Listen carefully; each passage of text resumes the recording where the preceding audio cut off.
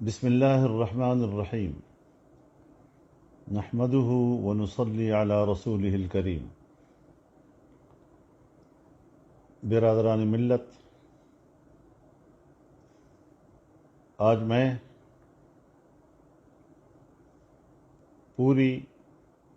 امت مسلمہ اور بالخصوص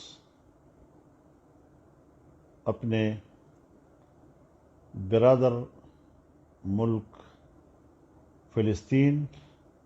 کے عوام سے مخاطب ہو رہا۔ فلسطینیوں کے خلاف اسرائیلی جارحیت اور وہاں پر ان کی ریاستی دہشت گردی ایک طویل تاریخ ہے، جس کا فلسطینی عوام نسل در نسل بڑی بے جگری کے ساتھ ان کی ریاستی دہشت گردی اور سرزمین فلسطین پر ان کے قبضے کے خلاف اپنی آزادی کے لیے قربانیاں دے رہے ہیں، چھوٹے چھوٹے بچوں کی قربانیاں دے رہے ہیں، جوانوں کی قربانیاں دے رہے ہیں، ماں اور بہنوں کی قربانیاں دے رہے ہیں۔ میں فلسطینیوں کی اس جدوجہد کو خراج تحسین بھی پیش کرتا ہوں اور ان کے ساتھ ایک بار پھر اپنی طرف سے، جمعیت علماء اسلام کی طرف سے اور پورے پاکستانی قوم کی طرف سے مکمل یکجہتی کا یقین دلاتا ہوں۔ اس سال اس مہینے میں جو وہاں 27 رمضان کی رات تھی اور مسجد اقصیٰ میں مسلمان بھائی بہنیں نماز میں مصروف تھے، تراویح میں مصروف تھے، اسرائیلی درندے مسجد کے اندر گئے، فائرنگ کی، شیلنگ کی، نماز میں بھگدڑ مچائی، مسلمانوں کی عبادت کو سبوتاژ کرنے کی کوشش کی۔ یہ اتنا بدنما اقدام ہے کہ اگر خود صہیونیوں کو اور پھر یہودیوں کو اور پھر عالمی برادری کو کچھ بھی احساس ہو تو ان کو شرم کے مارے ڈوب مرنا چاہیے۔ اپنی اس ذلت آمیز حرکت پر ان کو دنیا کے سامنے معافی مانگنی چاہیے۔ اس کے باوجود میں سلام پیش کرتا ہوں فلسطینی مسلمانوں کو، اپنے بھائیوں اور بہنوں کو، کہ اس کے باوجود انہوں نے مسجد اقصیٰ سے تعلق نہیں توڑا، مسلسل وہاں جا رہے ہیں، نمازیں ادا کر رہے ہیں،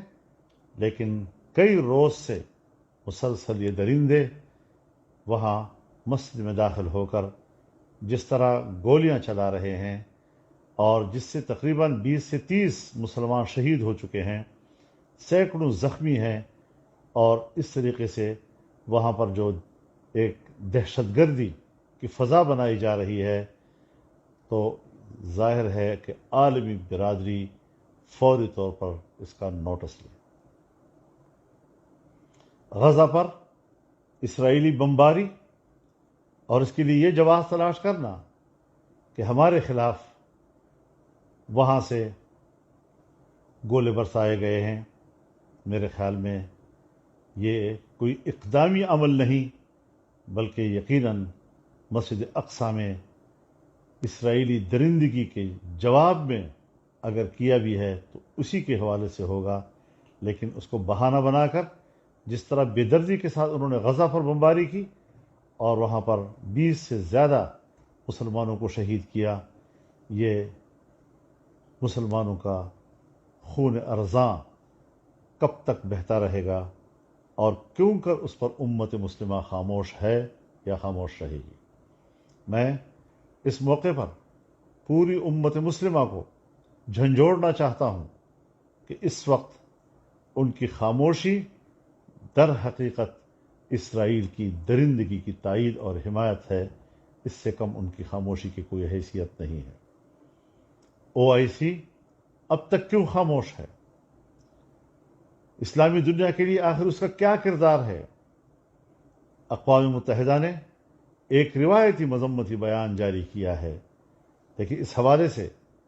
اقوام متحدہ کی سطح پر بھی کوئی مؤثر اقدام موجود نہیں ہے۔ آخر کہاں گئی انسانی حقوق کی تنظیمیں؟ اگر اسلامی دنیا میں کوئی ایک چھوٹا موٹا واقعہ ہو جائے تو یہ پوری دنیا کی انسانی حقوق کے آسمان سر پہ اٹھا دیتی ہے، لیکن جہاں اسرائیل کی ریاستی دہشت گردی اور ان کی درندگی کا نشانہ بن رہے ہیں فلسطینی نہتے مسلمان، وہاں ان کی زبانیں گنگ ہو جاتی ہیں۔ کس کی نمائندگی کر رہے ہیں؟ کیا واقعی ہم ان کو انسانی حقوق کا پاسبان سمجھیں؟ کیا واقعی ہم ان کو انسانی حقوق کا وکیل سمجھیں؟ یہ انسانی حقوق کو بیچنے والے ادارے ہیں، یہ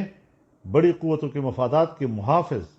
اور دنیا میں ناجائز قبضوں کی سپورٹ کرنے کے ادارے ہیں۔ اس حوالے سے جمعیت علماء اسلام کا موقف ہمیشہ سے بڑا واضح رہا ہے، اور دنیا جانتی ہے کہ کراچی میں 1-2 ماہ قبل جمعیت علماء اسلام نے جو ملین مارچ کیا تھا وہ تاریخ کے اوراق پر ثبت ہو چکا ہے، اور اس کے آثار کبھی مٹیں گے نہیں، اور انشاءاللہ یہ سلسلہ جاری رہے گا۔ عید الفطر کے بعد ہم پورے ملک میں اسرائیل کے خلاف مظاہروں کا آغاز کریں گے، اور میں اپیل کرتا ہوں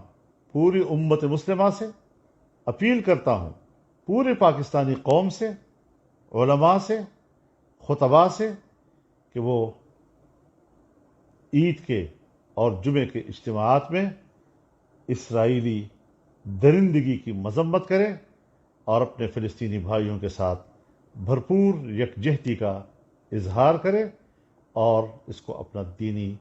ملی فریضہ سمجھیں۔ انشاءاللہ العزیز فلسطینیوں کو یقین دلاتا ہوں کہ ہم ان کے شانہ بشانہ رہیں گے، ہم ان کے دوش بدوش اس ظلم کے خلاف اپنی آواز بلند کرتے رہیں گے،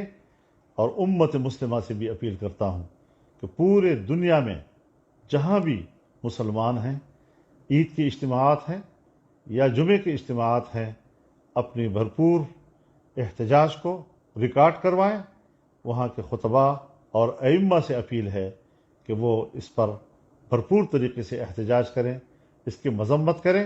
اور فلسطینی بھائیوں کے ساتھ اپنی یکجہتی کا اظہار کر کے اپنا دینی، ملی اور اسلامی